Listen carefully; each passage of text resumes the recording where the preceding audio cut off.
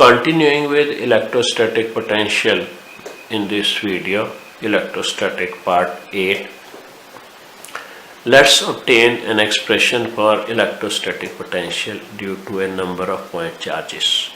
For the purpose, let us recall this expression of potential at a distance r due to a point charge q. As seen in the previous video, electrostatics part 7, the potential at a distance r due to a point charge is given by V equal to 1 over 4 pi epsilon naught q over r. And we know that potential is a scalar quantity. So if we have a number of charges q1 at r1, q2 at r2, q3 at r3 and so on, and we wish to find out the potential at point P due to this system of charges, the potential at P will be algebraic sum of the potentials at P due to Q1, due to Q2, due to Q3 and so on. That is, we get the potential at P as 1 over 4 pi epsilon naught Q over R minus R1, that is the distance of P from Q1, Q2 over R minus R2, the distance of P from Q2 and so on.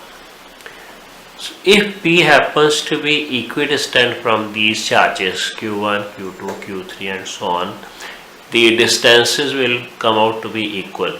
R minus R1 will be equal to R minus R2 equal to R minus R3 and so on.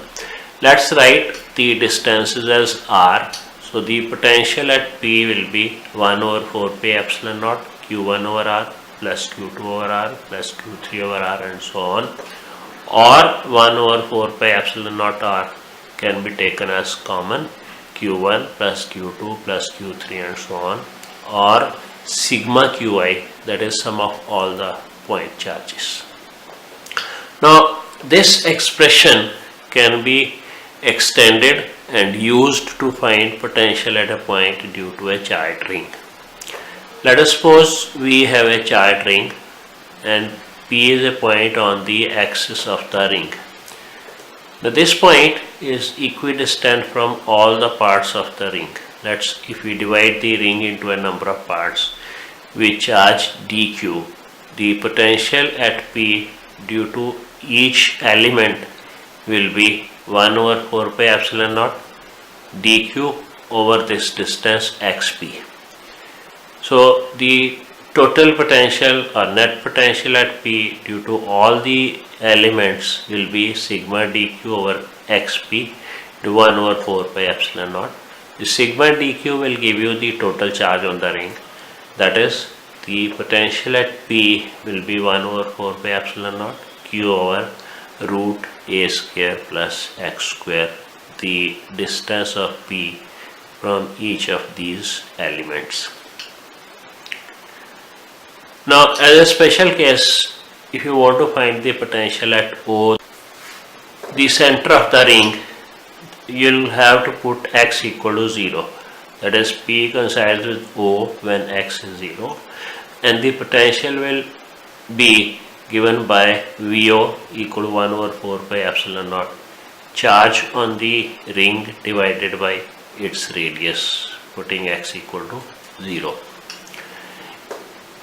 Similarly, the potential at O due to a charged spherical shell is given by VO equal to 1 over 4 pi epsilon naught total charge on the shell divided by the radius, because O is equidistant from every point, every element of this shell.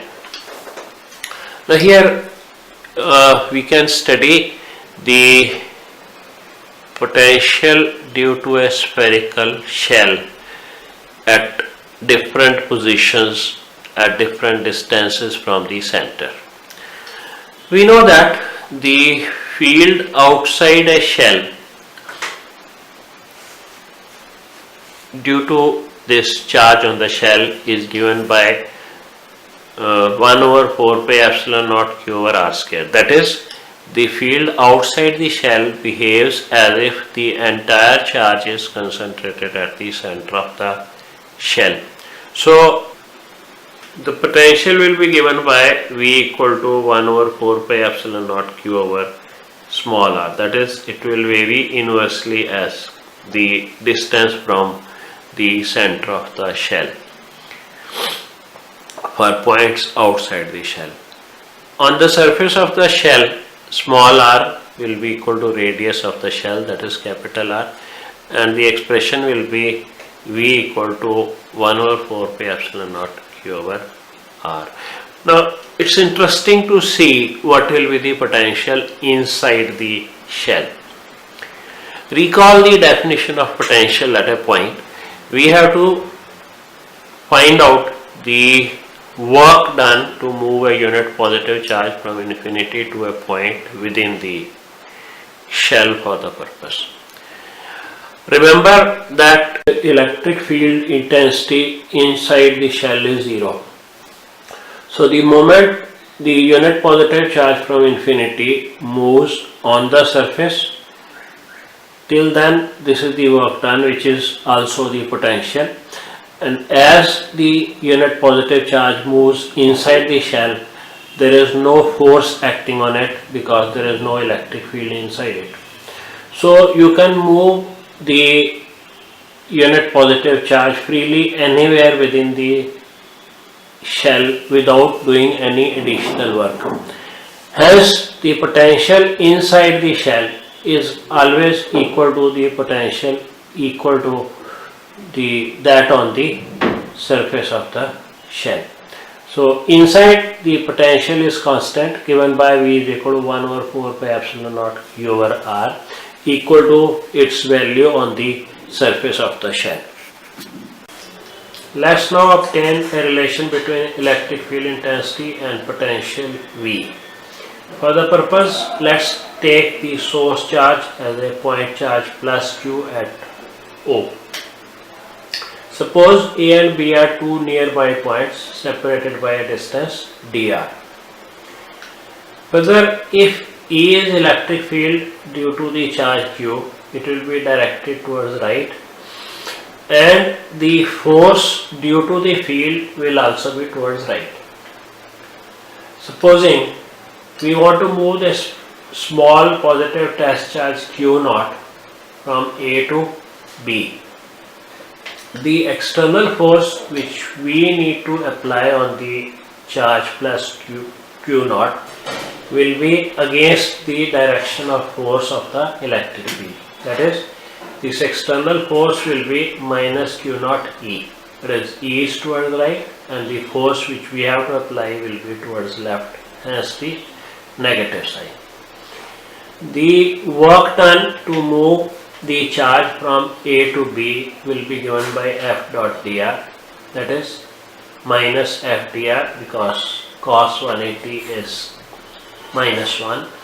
Substituting for F, you get this expression. Now transposing, you get potential difference by definition dV equal to work per unit charge dW over Q naught equal to minus of E dr, which implies E equal to minus of dV by dr. The electric field intensity therefore is negative of potential gradient at a point, that is negative of the rate of change of potential with position. The negative sign implies that E acts in the direction of decreasing potential. From here, we can also conclude that the electric field intensity will have SI unit as volt per meter or Newton per coulomb, because it is dV by dr, volt per meter. Another important concept in potential is the equipotential surface. As the name suggests, it is a surface such that the electric potential on the surface has equal value at every point. The simplest case of equipotential surfaces is that due to an isolated point charge. If you draw concentric spheres with the point charge at the center, the potential will have same value all over a particular sphere. So the sphere S1 as well as S2 or any other sphere with the charge at the center will define an equipotential surface. For a uniform field shown in this diagram by means of equidistant parallel field lines, the equipotential surface is a plane perpendicular to the field lines. And the equipotential surfaces due to a dipole are also drawn in this diagram. Some of the characteristics of equipotential surfaces are: the equipotential surface is perpendicular to electric field at every point. Two equipotential surfaces in a field will never intersect. If you move a charge between 2 points on equipotential surface, work done will always be zero, because the work done to move a charge is given by the product of the charge and the potential difference. Since the points happen to be on equipotential surface, the potential difference will be zero, therefore the work done will be zero. The equipotential surfaces are closely packed in the region where the field is stronger. So they are closely packed in stronger parts of the electric field.